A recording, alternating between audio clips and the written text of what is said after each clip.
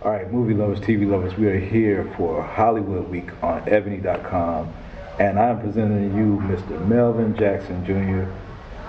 Maybe up for an Emmy nomination. We pulling for it, Yes. fingers crossed. But you've been putting in your work in this industry, and I want to talk a little bit about that as an actor and your journey, and how did you get from there to here. So, first question that Ebony wants to know is, what's the first time that you performed in front of the audience? I'd say the first time was at a talent show when I was a kid overseas. I was probably about 11 or 12, and I performed in a talent show. Me and my boy did Michael Jackson, Black or White. I was kind of like MC Hammer, and he was Vanilla Ice, and that was my first time like performing in front of a big audience, and that's kind of when I knew something. I was a life of the party, so I was like, I knew I wanted to do something.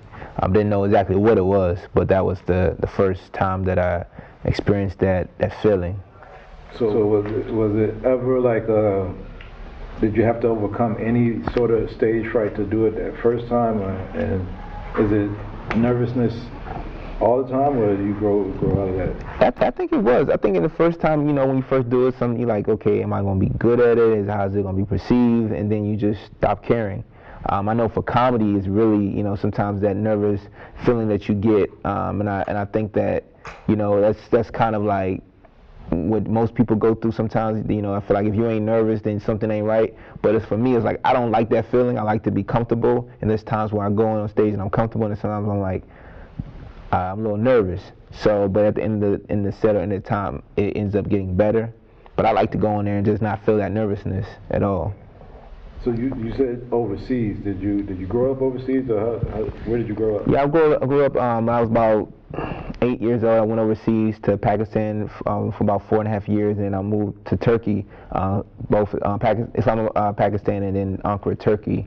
For about 8.5 years, I lived overseas, and it was a great experience just to have that. Be around different cultures and allow me to not just be one-dimensional in the African American community, but be worldwide. As a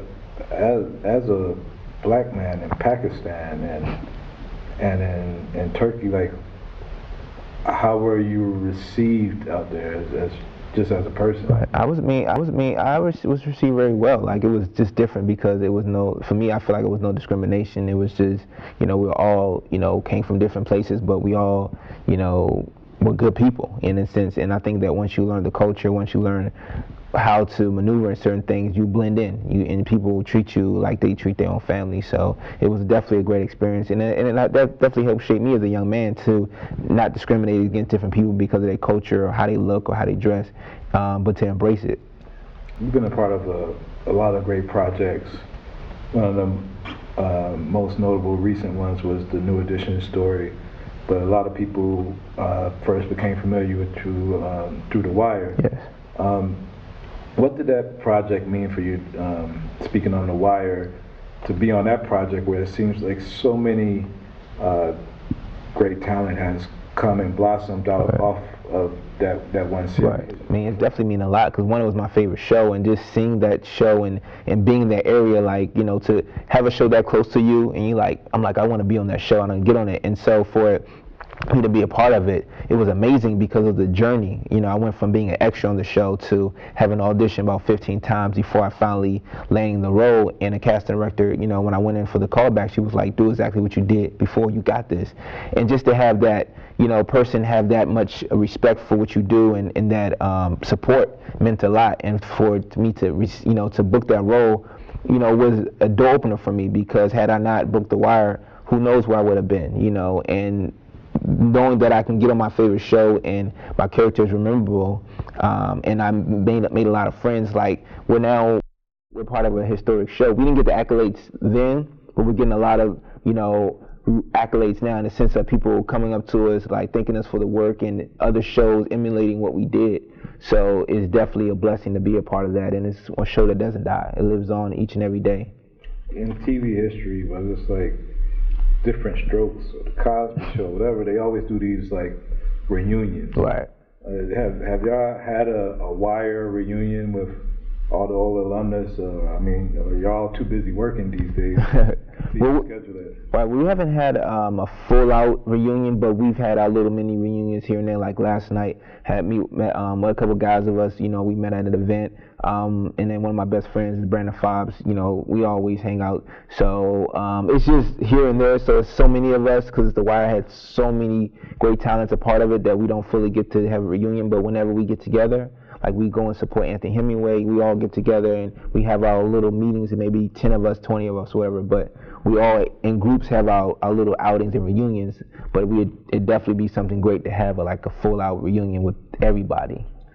How do you perform a character that's where nothing in the character is the person that you are? Like, I'm not even set it up as something, but like you get these characters that's kind of way outside the box. How do you become that character? Do you study, research? Like, what is your process to? I think it's just really finding out what the character purpose is and what you want the audience to get from it. And sometimes they'll come to you with an idea outline of what they want this character to be, and sometimes you have to figure it out, the storyline, the backstory, and then you create something that looks good, and then hopefully the producers and the writers and directors like, okay, we like that, and then you can build upon that. And so I think that sometimes it's always researching and doing your homework on what it is how you want to tell the story, and what you want to this person to be looked upon. One minute you want him to be hated, one minute he's gonna be loved, one minute it's gonna be, oh, I can relate to that person, one minute it's like I can't relate to that person.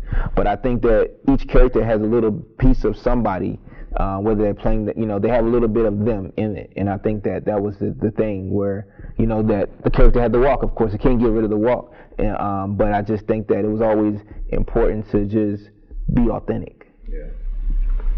Hollywood has dealt with a lot over the years. I mean, this year has been the Me Too movement conversation. Earlier in the year was Oscars, the Hispanics, Latinos boycotting Oscars. Right. A couple of years ago it was Oscars So White. Right. I know a lot of your work has come from TV and TV movies. Right. Do you think there's parity to the struggles of actors on the feature theatrical side as it is with actors that are working in TV, or as an actor, is it all the same? I think to some extent it's all the same, but you see a lot more of it now, and now it's becoming movies, indie films. You see a lot of new faces in the sense of whether it's African American, Hispanic. I always felt like there was never a drought in Hispanic faces. There's more of a drought in new African American faces where they would use the same people.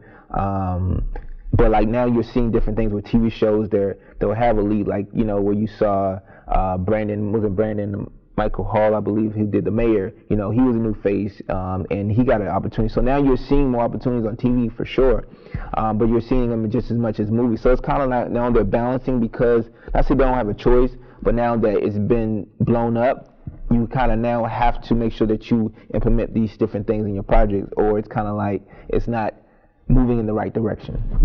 I mean, from an observer and a critic's view, I see directors like Spike, who would have broke Mackay and a number of other actors in their career, and then I look at Tyler Perry, who seems to use a lot of known actors that have worked before. Do you look at directors, or you look at casting opportunities? Does knowing that a director likes new actors, or I mean, do you put all that into the equation when you're going for casting, or? No, for me, I always say I would love to,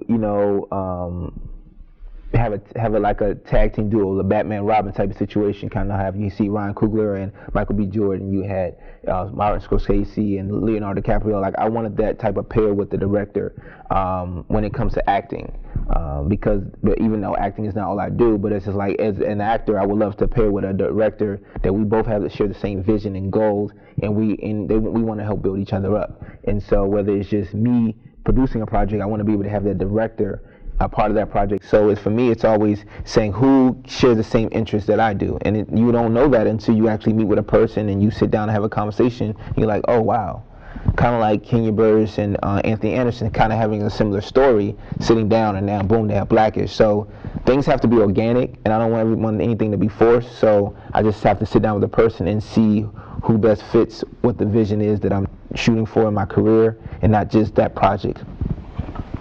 It's Emmy season, and by the time this airs, the nominations would have been announced. We're hoping that your name is among them. Right. Do you get to watch all these other for your consideration shows, and does watching other work help you or at all as an actor? Like, is this something that actors have to do for like studying? Is it like a basketball player watching other basketball games? Right. Like, how does that? Well, definitely, this year I went to a whole bunch of for your Emmy consideration simply because I'm part of the Television Academy and I'm a voter as well. So it's always good to look at other people's work, not to compare, but also to understand the level that you want to go to. So, when you're also being a writer and producer, you now have to write on the quality of films that are, and projects that are being considered, whether it be The Handmaid's Tale, whether it's being Stranger Things, and all these other projects that are really good, like Mr. Mercedes. Like certain things that you don't expect to happen, that you fall in love with, and you're like, oh my God, like these shows are great. So for me, I'm a fan. I'm a fan of movies, a fan of TV first, and so I'm always looking to see how I can better my craft as an actor, as a writer, as a producer. So I think that yes, it's important to watch other stuff, but also don't get so consumed with watching other people's stuff that you forget your own passion, your own dream of what you're trying to do. Yeah. What's some of the things? I mean, you named a few of them, like Stranger Things and Mr. Mercedes, but what's some of the things that stood out this season to you as far as on the television side? I love Glow. Glow's a great show. I love wrestling, so Glow was like really good. Ozark, I've been watching Ozark. Ozark's really good. 13 Reasons Why was really good because I thought it just told a story of, how kids, grieve and they go through situations and things are overlooked. So it kind of opens your eye a little bit, like, okay, maybe we need to start taking things a little bit more serious when it comes to suicide and depression and signs. So I think that was very clever for Netflix to do that, and that was not promoting suicide. It's actually making awareness of it, like this is a real situation. This could happen to you, and it has happened. So that really stood out to me as like, oh, wow, okay, we're moving in the right direction where we're speaking about things that normally get brushed under the rug. Speaking of Netflix, they've often been called a disruptor. They've been called the future. They've been called a lot of things, but I mean, as an actor, when you look at network work and project like Black Lightning or right. something else that's on the networks, and you look at stuff that's strictly on Netflix, what's the economics of that as an actor for you to make money? I mean, there's no back end of Netflix, or like, how does that? That's the only thing with networks. You definitely see the residual side of things. With Netflix, I know they're working on those things. They're working with SAG-AFTRA for the residual process, but I think it's still new and there really is no residual. But the thing is that people get to binge watch a show. So I mean, there's a pros and cons. Economically, you just have to get more money up front, I guess, and you work the angles of hosting or whatever to make up for that. And the network, of course, you get residuals, you're getting, all these other things. So it's kind of like, as an actor, the thing is you want to work, but you also want to make sure that you have residual income. But you don't say, well, I'm not going to do something with Netflix because I'm not going to get a residual income. You just got to pick and choose and be smart about things, and also have certain things where if you're not making residuals over here, then you find ways to create residual income for yourself, whether it's merchandising or whatever you can do in a sense to making sure that you receive residuals. But at some point, the residuals the window, but it's good to just have them. Yeah. But like say Netflix, you get to binge watch your favorite show, and you get to watch it all at once or watch it 2 at a time, 3 at a time. So that's the beautiful thing on the side of just being a fan of a show, not the economics of it, but just like to be able to watch your favorite show in its full entirety. Yeah. That's kind of like, okay, now I don't have to sit and wait 18 weeks to finish my show to know what happened. Yeah. Because sometimes you don't have 18 weeks to sit and invest in the show. Yeah, exactly. I've talked to Martin about this and Dave and Kevin Hart. Um, but Dave Chappelle said something years ago about black actors, especially black comedic actors, saying that there's like this force within the industry that tries to push black actors into wearing like a dress, something like that. Is that something that you run across, and how do you feel about choices like that that actors make? I haven't run across that situation, and that's also the thing, is having control of your career and what you want to do, and if something makes sense or not. And there have been great people who've done it, like Big Mama. You've seen the Clumps and Eddie Murphy, all those things. So it has to have a purpose. Don't just wear a dress just because. I'm not saying that I won't, but that's not going to be my go-to thing. Like, oh yeah, I'm going to do this project and I'm going to wear a dress. That's not, and for me, intriguing. But if the character calls for it, if I'm playing a character or whatever the case may be, then that's something that I will have to sit and think about. But I don't feel like we have to put on a dress. I feel like it's a choice. Yeah. You can say yes or you can say no, but make it make sense. And I think that the thing is, how long do you do it for? If you continue to do something, will that person only see you as that? I think you have to mix it up for sure, so that people don't confuse you with, oh, that's the person that's willing to just wear the dress all the time. Yeah. And even like sexuality, I spoke to Edward Horton, I forget his name, is the young actor that's on Dear White People. Okay. Grew up in Saudi Arabia, and another person that was Middle East, black young actor that's out here doing his thing. Right. I'm not sure. Well, his sexuality doesn't really matter, but playing gay characters, anything else like that, is it like any? Is there any like stand back from any like the type of characters, or is it the same thing as the dress? It just if it makes sense or whatever. For me, I feel like I'm not drawn to those roles in a sense. I'd say that for me, there's no knock. I'm just not comfortable with kissing a man. That's not like say that's no knock to anybody. But I feel like I can play a character that's telling a story.